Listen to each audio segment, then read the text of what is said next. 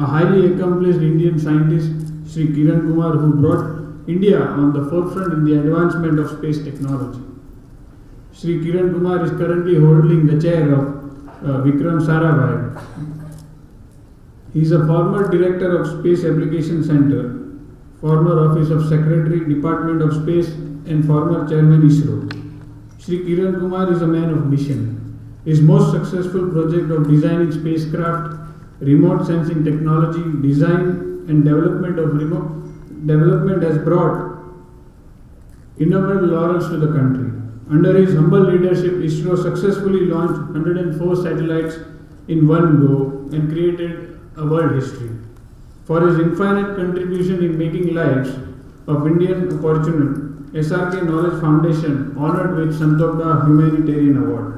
I am feeling privileged to invite Sir to share a few words. Good evening to all of you, Shri Govind Bhai, Shri Satyarthi Ji, Tiwari Ji, and all the people who are on the dais, and all of you who have gathered here to listen to us. It's indeed a great privilege and honor to be here and talk to you about what ISRO has done and what it's going to do in the future. Probably many of you are aware, way back in '57, when the Russians put their first satellite into an orbit, we had a great visionary scientist born from Gujarat, the son of the soil, Dr. Vikram Sarabhai, who had a great vision, who was looking at how a technology like space technology can be used for rapid development in the country. So it was his vision which enabled India to get into this area of space technology, and today you will all be extremely happy to learn that India is among the top 5 or 6 countries who have the end-to-end capability of building satellites, launching them, and then applying them for various societal applications. One of the very interesting events that happened when he started his work, he had to convince his friends, Dr. Sarabhai had to convince his friends in America, Russia, Germany and France to bring in sounding rockets in the form of kits, and in Tumba Equatorial Rocket Launching Site on the 21st of November 1963, when the first launch vehicle Nike Apache was sent, he had to make sure that with the help of priests in the church of that beach, he had to convince the fishermen, today you vacate this place for our work, one day in future the country will benefit. And with the help of priests, he could convince the fishermen and start the work in Tumba Equatorial Rocket Launching Site. As though to redeem that statement, 1999 onwards, ISRO was able to provide to the entire fisherman community across the 7,500 kilometers of India an information where they can specifically go and actually catch the fish. This was done using satellites looking at the color of the ocean and thermal fronts, and by looking at the color, chlorophyll, and then the food for the fish, food chain, and this alone saves to the country between 15 to 20,000 crores a year. To this, what was added just about a few months back, our Navik constellation, a constellation of only 7 satellites against 28 to 32 satellite constellations of Americans, Russians, or Chinese, or even the Europeans. We have built a small satellite constellation of 7 satellites to provide to India and surrounding India about 1500 kilometers across the boundary. We are able to provide, using only a 7 satellite constellation, a capability to locate ourselves using a small gadget receiver system. What was done using this is, just a couple of months back, 10 of the fishermen in Kerala went into the ocean. They had carried a small gadget like this size, which was fitted to the boat, and they are carrying a mobile. The mobile need not have any connectivity with the terrestrial towers. Even when they are in the deep ocean up to 180 nautical miles, there is communication between this small gadget and the mobile of the fisherman. And in the local language of the fisherman, information is provided not only where to go for fishing, because the Navik provides position information of the fisherman, where he is, and also through a unique messaging system which we have built into this satellite constellation, he gets information about how to reach the fishing point as a compass needle. So even though the fisherman need not read anything or has not be literate, he is able to get the advantage of space technology in going to the ocean. And not only that, he can be warned of weather vagaries that could happen a couple of days later, or sea state roughness if it is going to be unwieldy. He will get information, and also the fisherman will get advance warning of the international boundary, and all this in his local language on his mobile. And this is the technology that the space technology has developed over the years. What ISRO has been doing all along is to make use of this space technology as a tool for rapid development in the country.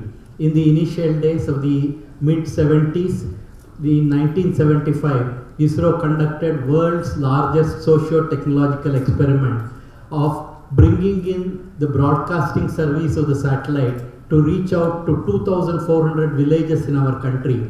And the government was actually convinced that if India were to rapidly get the advantage of broadcasting service, it has to be through the satellite communication. And this particular experiment, which was conducted, actually provides, like today's direct-to-home television. In 1975, we had what is called the direct-to-community television set, black and white television of ECIL, and then the front-end hardware developed here in Ahmedabad. And this was used for demonstrating to the villagers and the farmers, giving them information about the farming practices and also the welfare information, health information to the villagers. And right through this period, indigenous technology development has been the hallmark. And as you can easily visualize, space technology is not easily accessible. You have to develop it your own. And today we have 3 types of launch vehicles. Polar Satellite Launch Vehicle, which is considered as one of the most reliable launch vehicles today. As Govind Bhai pointed out, today this vehicle can carry multiple satellites into orbit or satellites into multiple orbits.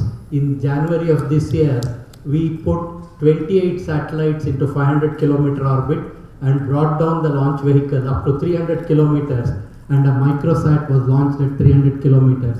And similarly, last year we had 104 satellites which was put in a single launch. And on that day, when we put this video onto the web on the night of February, by morning 1.5 lakh downloads in 100 countries had happened, showcasing the kind of interest the world had in this. Not only this, what India and ISRO also demonstrated to the world is that it is possible to do multi-planetary or even planetary missions at a very different cost. And then not only can you learn from your own mistakes, but you can also learn from others' mistakes. Mars mission, which was considered as one of the very difficult missions with only 40% success rate, we were able to achieve. In fact, India is the first country, individual country, to put a satellite into the Mars orbit in a maiden attempt. And this also turned the world around, and the world looked at India and said, what is happening? And just to appreciate the kind of complexity that was involved in this, if you are told on the 5th of November 2013, when this satellite was launched by our PSLV, the task cut out for the satellite was travel for 10 months, a distance of 600 million kilometers, and on the 24th of September 2014, morning 7:30 a.m., to that second, you imagine in space a cube of 50 kilometers. This satellite had to be inside that cube after doing 10 months of travel and 600 million kilometers. If it were not going to be there inside that, we would have had a failed mission. And the kind of communication that is required, and even the force of sunlight falling on the satellite could actually deviate the trajectory. So those were the kinds of difficulties. And true to the capability of ISRO engineers and scientists, they were able to visualize the kind of difficulties that one could encounter, build in autonomy to the satellite, make the satellite very intelligent, and achieve this success. This again brought in a great amount of laurel, and the entire country felt that India, in spite of all the difficulties it may have, in spite of all the resource crunch it may have, it is possible to do things in this country. That's what it demonstrated. Similarly, one more very important event I want to tell you. Last year, we also had a launch vehicle which carried a satellite and provided to our neighboring countries free transponders. It is for the first time in the world that any country offered the fruits of satellite technology free of cost to its neighbors. And what happened on that day is worth noting. On the day the launch happened, our Prime Minister had made sure that all the heads of the states of these countries were available on a video conference live. And in that, the President of Afghanistan made one comment which will definitely make you feel proud. What he said, we are used to people making promises. We are used to people making lot of promises.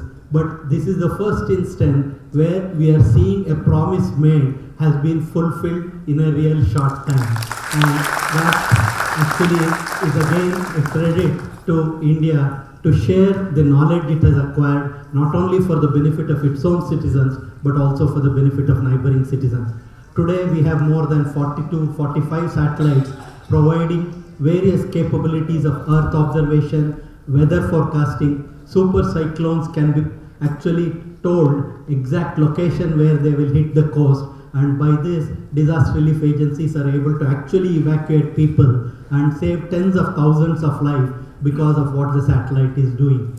And in one more important event that happened last year was we had an AstroSat, a satellite which carried a number of telescopes operating in different wavelengths, and all these instruments were built in the academic institutions of our country. ISRO enabled Tata Institute of Fundamental Research, Inter-University Center for Astronomy and Astrophysics, or the Indian Institute of Astrophysics, Bangalore, Raman Institute. They built the actual payload, and among them is a payload which has highest angular resolution telescope in the world today. And this particular satellite is already making waves internationally because it's able to study celestial objects, the dynamic phenomena that is happening. Today, India is actually able to build cryogenic engines completely indigenously, and it is on the verge of making more and more use of space technology for providing solutions. And today both the state and central governments are making use of the information that is generated from this, whether it's a 3D elevation model or geotagging activity. Manrega, for example, where the country spends a lot of money every year, the exact method by which what the activity is done, what is its geotag location, and the monitoring is all possible through the satellite. And today we are in a position to provide to the government monitoring information and also planning information. So actually I can go on and on because of the limit of time. What I want to tell you is what ISRO has done over the years has made use of the space technology, a new technology which became available in the 50s, and tried to make all the accessible technology that was available to ISRO, it made use of, and what was not available, it developed indigenously. And today, India is considered as one of the foremost spacefaring nations, which is capable of doing things at a very cheap cost and also things very differently from the rest of the world. And today, as the country gears up for the next generation and for the coming years, where the space is definitely going to be a new frontier and space is going to play a major role, and the youth of today have a wonderful opportunity to learn and also appreciate that it is never too late in science and technology. You can always make new things and you can always make the world turn around and look at you. So let me take this opportunity to thank SRK Foundation for giving me this occasion to talk to you, and wish all the youngsters here a great success in their life. Thank you.